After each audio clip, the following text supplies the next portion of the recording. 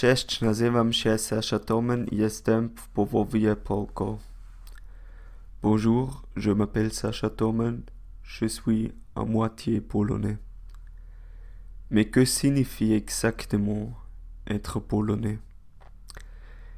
Est-ce que cela signifie que je suis béni par une force de boisson divine qui me fait avaler la vodka comme de l'eau, alors que d'autres doivent déjà avaler profondément après la deuxième tasse? Cela signifie-t-il que dans l'éventualité d'une guerre mondiale, je devrais utiliser l'unique semble perdre ma terre en quelques semaines? Ou cela signifie-t-il simplement que la moitié de mon propre être est là, quelque part a été perdue entre la Russie et l'Allemagne? Si c'est le cas, je voudrais récupérer cette moitié.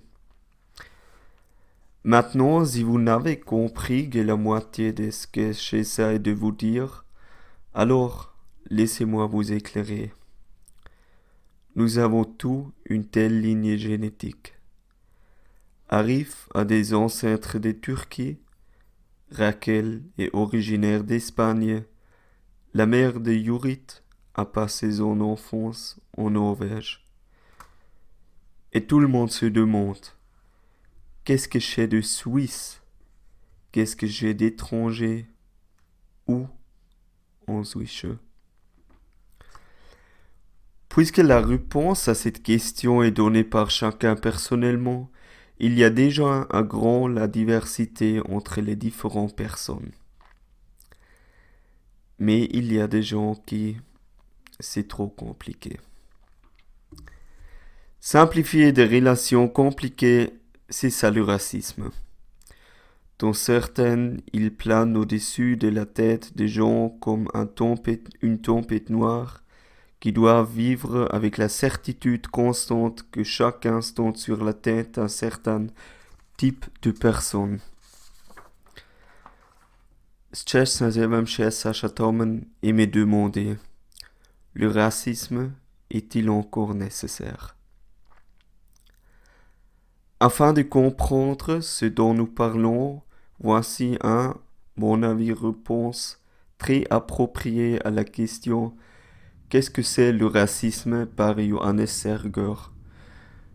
Il a écrit en 1909-7 en gros résumé que nous, les humains, en raison de leur classe et l'origine comme un groupe de personnes, il a comparé avec la caractéristique collective qui sont interprétées comme non ou difficilement modifiables. Ainsi, le polonais devient un ivrogne. C'est ainsi que l'italien devient un fils à sa maman, et ainsi l'érythréenne devient un parasite social qui, pour des raisons purement culturelles, ne peut pas fonctionner. Je pense que nous nous posons tous la même question en ce moment. Pourquoi ceci? Cette question, du moins historiquement, peut être l'une des premières les racistes de notre monde répondent. Christophe Colomb. Colomb, juste dans les années 49-2, la découverte de l'Amérique, ou du moins les voyages, sont vite devenus évidents que les natifs de cet autre continent sont différents. Le genre d'homme agit comme celui auquel il était habitué. Les indigènes vivaient avec la nature, pas contre elle. Les indigènes vivaient pour eux-mêmes, tandis que l'Europe cherchait à se développer. Un génocide ne se produit pas par hasard. Il a besoin d'une raison. Ce a été formulé en grand très tôt. Notre peuple est plus progressiste, plus chrétien, mieux que les indigènes, et nous sommes ces sous-hommes non cultivés en les initiant à la foi chrétienne. Comme nous le savons tous, elle s'est malheureusement soldée par un grand nombre d'entre eux, en plus de la maladie, de l'esclavage et d'innombrables promesses vides, ont finalement aussi rapproché la mort était. En Europe, batte indignation collective face à un crime, un meurtre de masse contre son propre genre et scientifiquement biologique, l'Homo sapiens sapiens. En principe, un meurtre de masse du singe traduit du latin de gens raisonnables et intelligents contre eux-mêmes. Les images raciales de primitifs inférieurs, aussi qu'éclairs supérieurs les Espagnols, s'étaient installées dans l'esprit des gens. Prise en charge des images raciales sur les traits d'infériorité, comme la peau rouge des locaux. Le racisme a fonctionné historiquement pour la première fois. Avec le même principe ou au moins un principe similaire de pseudobiologie, le racisme, c'était aussi le colonialisme, l'esclavage, les crimes des nazis ou les régimes d'apartheid justifiés. Et c'est là que l'on comprend peu à peu pourquoi le racisme est un phénomène si incroyablement léger. Nous sommes tous des citoyens européens qui, dans leur abondance, ne se noient plus voir la surface du lac, tandis que de nombreuses personnes des pays du tiers-monde, la pyramide de Pierre de Maslow, pièce par pièce, avec la dernière force dans une lutte acharnée contre les peurs existentielles et des conditions de vie pires, en essayant de montrer, pendant que nous prenions l'ascenseur. On devrait certainement attendre à ce que nous soyons les personnes les plus vulnérables à les besoins fondamentaux ont été satisfaits de la naissance dans le berceau, spirituellement commerce. Non, nous devons donc nous attendre à ce que regarder en arrière et essayer de transformer cette attitude inhumaine, essayer d'en tirer des enseignements. Mais si l'homme a prouvé quelque chose historiquement, c'est qu'il a appris de son apprend généralement pas grand-chose, voire rien du tout. Le chef du parti parlementaire allemand de l'AfD dans l'Union européenne en est un bon exemple. Parlement du land de Turing, Bernd E. Björn Höcke. Höcke, qui depuis 2014 est un professeur d'histoire au congé de son poste de membre du Parlement de l'État, connu pour présenter sans ménagement de contenu raciste et antisémite dans la rhétorique que la rhétorique NS de l'époque de la Seconde Guerre mondiale dans certains cas correspondent à 1 pour 1. Ainsi, pour l'illustration linguistique de sont les termes de combat commun de l'époque nazie tels que la guerre contre le terrorisme, l'allemand millénaire, spoiler du peuple ou dégénéré. Ancien professeur d'histoire probablement pas inconsciemment par les lèvres conscientes planera.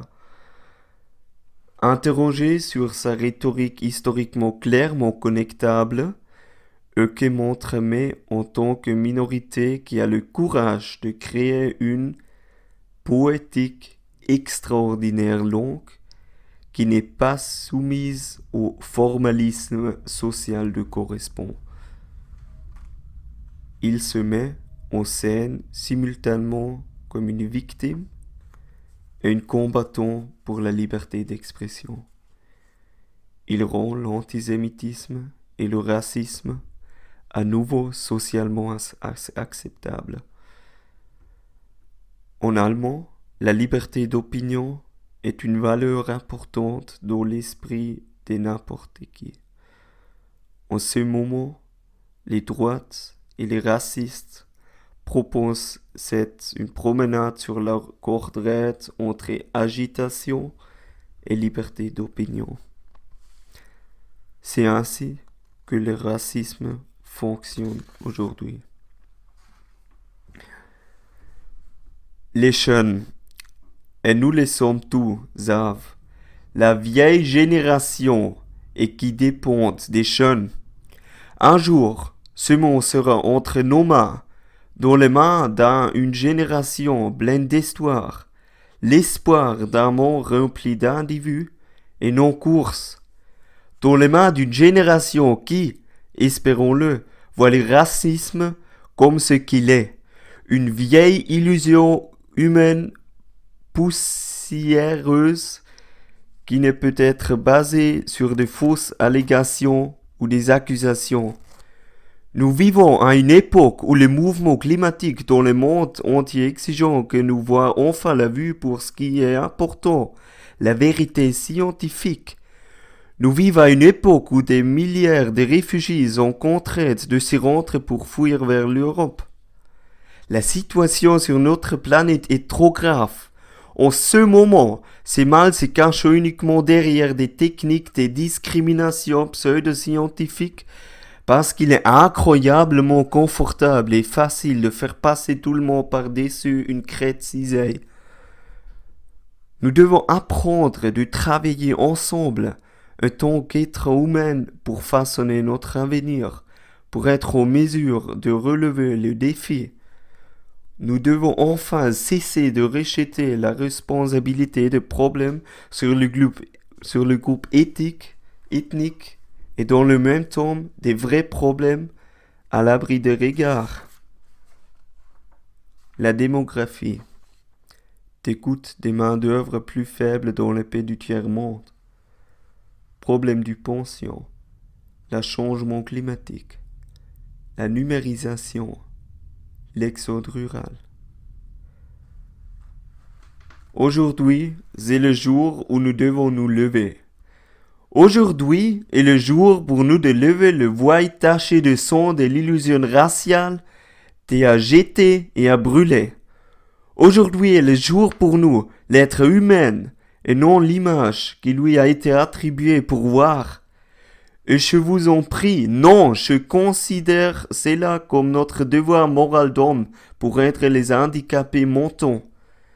Ne laissons pas les racistes et les antisémites essayant de les utiliser pour surmonter la pseudo-réalité haineuse, de les démanteler, de le construire en tant qu'être humain et de le rendre suffisamment fort pour la réalité formulaire, même si elle est impitoyable, dure et cruelle. Les deux seules choses qu'il y a tous les humains entre eux sont la mort et la réalité. Ne perdons pas ces dernières au profit de la haine populaire. Szczęść nazywam się Sacha Toman et moi vous demandons, le racisme est-il même nécessaire? Oui, mais seulement si vous en avez besoin.